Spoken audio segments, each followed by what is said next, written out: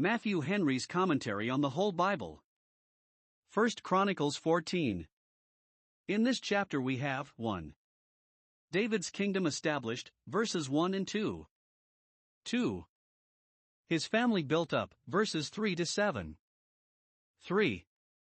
His enemies, the Philistines, routed in 2 campaigns, verses 8 to 17. This is repeated here from 2 Samuel 5 verse 11, etc. David's kingdom established, 1045 BC. 1. Now Hiram king of Tyre sent messengers to David, and timber of cedars, with masons and carpenters, to build him a house. 2. And David perceived that the Lord had confirmed him king over Israel, for his kingdom was lifted up on high, because of his people Israel. 3. And David took more wives at Jerusalem, and David begot more sons and daughters.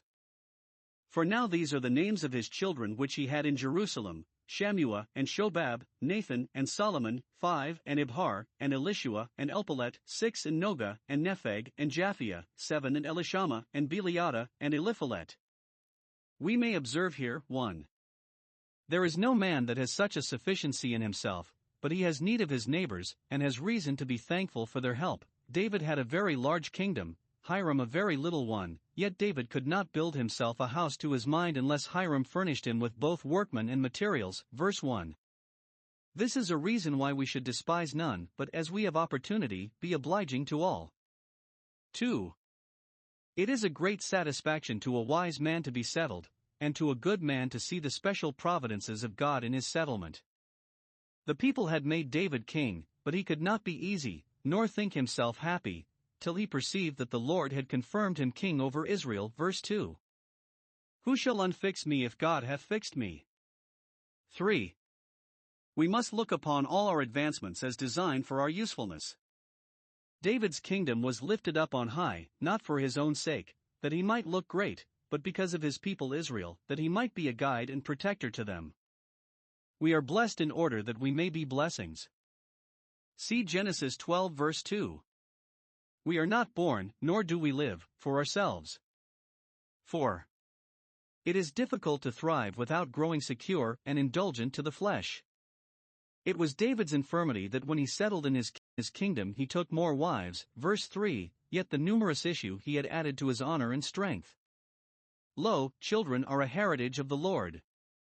We had an account of David's children, not only in Samuel, but in this book, chapter 3 verse 1, etc., and now here again, for it was their honor to have such a father. The defeat of the Philistines, 1045 BC. 8. And when the Philistines heard that David was anointed king over all Israel, all the Philistines went up to seek David. And David heard of it, and went out against them. 9. And the Philistines came and spread themselves in the valley of Rephaim. 10. And David inquired of God, saying, Shall I go up against the Philistines? And wilt thou deliver them into mine hand? And the Lord said unto him, Go up, for I will deliver them into thine hand. 11. So they came up to Baal-perazim, and David smote them there. Then David said, God hath broken in upon mine enemies by mine hand like the breaking forth of waters, therefore they called the name of that place Baal-perazim. 12. And when they had left their gods there, David gave a commandment, and they were burned with fire. 13. And the Philistines yet again spread themselves abroad in the valley. 14. Therefore David inquired again of God, and God said unto him, Go not up after them, turn away from them, and come upon them over against the mulberry trees. 15. And it shall be, when thou shalt hear a sound of going in the tops of the mulberry trees, that then thou shalt go out to battle, for God is gone forth before thee to smite the host of the Philistines. 16. David therefore did as God commanded him, and they smote the host of the Philistines from Gibeon even to Gazer. 17. And the fame of David went out into all lands, and the Lord brought the fear of him upon all nations. This narrative of David's triumph over the Philistines is much the same with that, 2 Samuel 5 verse 17, etc. 1. Let the attack which the Philistines made upon David forbid us to be secure in any settlement or advancement, and engage us to expect molestation in this world. When we are most easy, something or other may come to be a terror or vexation to us. Christ's kingdom will thus be insulted by the serpent's seed, especially when it makes any advances. 2.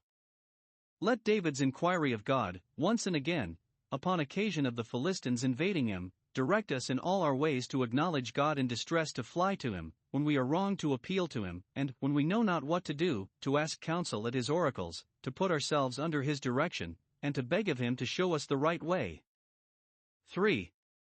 Let David's success encourage us to resist our spiritual enemies, in observance of divine directions, and dependence on divine strength. Resist the devil, and he shall flee, as the Philistines did before David. 4. Let the sound of the going in the tops of the mulberry trees direct us to attend God's motions, both in his providence, and in the influences of his Spirit. When we perceive God to go before us, let us gird up our loins, gird on our armor, and follow him. 5. Let David's burning the gods of the Philistines, when they fell into his hands, teach us a holy indignation against idolatry and all the remains of it. 6. Let David's thankful acknowledgement of the hand of God in his successes direct us to bring all our sacrifices of praise to God's altar. Not unto us, O Lord. Not unto us, but to thy name give glory. 7. Let the reputation which David obtained, not only in his kingdom, but among his neighbors, be looked upon as a type and figure of the exalted honor of the Son of David. Verse 17. The fame of David went out into all lands, he was generally talked of, and admired by all people, and the Lord brought the fear of him upon all nations. All looked upon him as a formidable enemy and a desirable ally. Thus has God highly exalted our Redeemer, and given him a name above every name.